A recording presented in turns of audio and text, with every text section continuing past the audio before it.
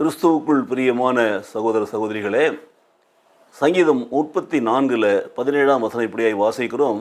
நீதிமான்கள் கூப்பிடும் பொழுது கர்த்தர் கேட்டு அவர்களை அவருடைய எல்லா உபத்திரங்களுக்கும் நீங்களாக்கி விடுகிறார்.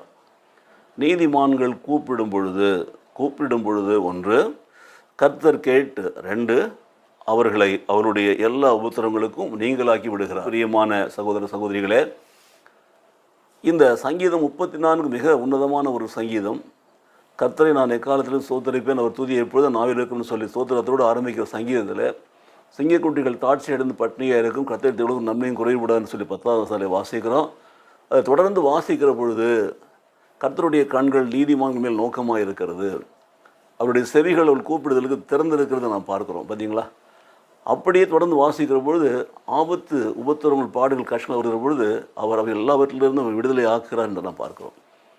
ஆகவே எனக்கு பிரியமான சகோதர சகோதரிகளே, ஆண்டவருக்கு பிரியமான பிள்ளைகளாக, நீதியின் பிள்ளைகளாக நாம் வாழ்கிற பொழுது பாருங்கள், நாம் தேவனை நோக்கி கூப்பிடுவோம் என்று சொன்னால் அவர் நிச்சயமாக கேட்டு உடனடியாக நம்மை எல்லா உபத்திரங்களும் நீங்களாக்கி விடுதலை ஆக்குகிறவராக இருக்கிறார். பாருங்கள், 18ஆம் வசனத்தை வாசிக்கிறோம். நொறுங்குண்ட இருதயம் உள்ளவர்களுக்கு கர்த்தர் சமீபமாக இருந்து நறுங்குண்ட ஆவியுள்ளவர்களை ரட்சிக்கிறார், விடுவிக்கிறார், ரட்சிக்கிறார், சமீபமாக இருந்து நம்மை பாதுகாக்கிறார். ஆகவே எனக்கு பிரியமான சகோதர சகோதரி, கர்த்தர் நீதியின் பாதையிலே பிரியப்படுகிறார். நீதிமான்களுக்கு வரும் துன்பங்கள் அநேகமாக இருக்கும், கர்த்தர் அவை எல்லாவற்றையும் அவரை விடுதலை ஆக்கிறார் என்று நாம் பார்க்கிறோம். அதே சங்கீதத்தில் நீதிமான் மேல் ஒரு குற்றமும் சுமராது என்று நாம் பார்க்கிறோம். ஆகவே நாம் ஆராதிக்கிற தேவன், நாம் அவருக்கு பிரியமான வகையில் நடக்கிற பொழுது நிச்சயமாகவே நாம் எப்பொழுதெல்லாம் நாம் அவரை கூப்பிடுகிறோமோ அப்பொழுதெல்லாம் அவர் கேட்டு நம்முடைய எல்லா உபத்திரவங்கள், பாடுகளிலிருந்து நம்மை விடுதலையாக்கி நம்மை ரட்சிக்கிறார். ஆகவே அந்த நல்ல தேவனை ஒவ்வொரு நாளும் நாம் தேடுகிறவர்களாக, அவருடைய வார்த்தையின்படி வாழ்கிறவர்களாக நம்மை அர்ப்பணிப்போம். கற்பனைகளின்படி நடக்கிற பொழுது கர்த்தர் நம்மை நிச்சயமாகவே எல்லா தீமைகளுக்கும், இக்கட்டுகளுக்கும், நெருக்கங்களிலிருந்தும் விடுதலையாகி பாதுகாத்து ரட்சித்து நம்மை ஆசீர்வதிப்பார். ஜெபிப்போமா?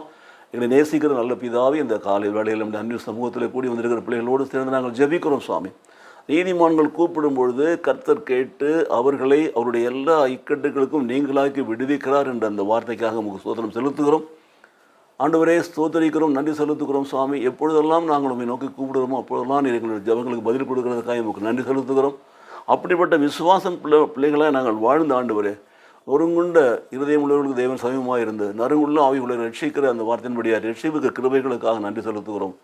ரட்சிப்பையும் விடுதலையும் ஒவ்வொரு நாளும் பெற்று அனுபவிக்கிற பிள்ளைகளாக நாங்கள் வாழ கிருபையாக எங்களை நடத்தும். இயேசு கிறிஸ்து நாமத்திலே பிதாவே, ஆமென்.